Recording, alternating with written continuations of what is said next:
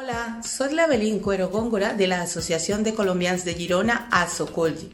Treballem per fomentar la participació, la integració, la inclusió a nivell social, cultural de la ciutadania nouvinguda.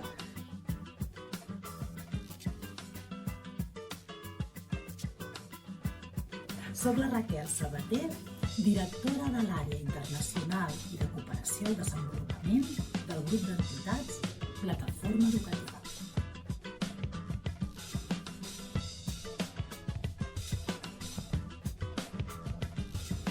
Soc la Mònica Giovanel, la directora del Casal dels Infants.